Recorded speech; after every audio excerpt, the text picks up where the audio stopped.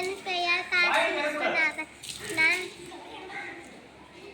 ஔவையாரின் ஆத்திச்சூடி சொல்லப் போகிறேன்.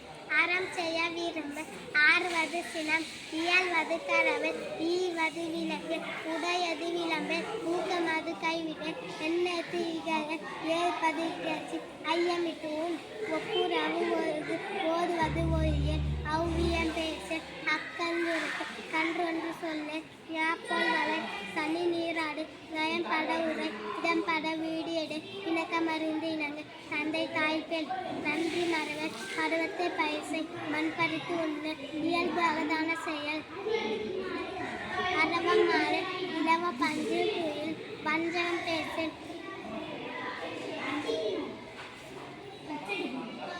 அரணை மரபு,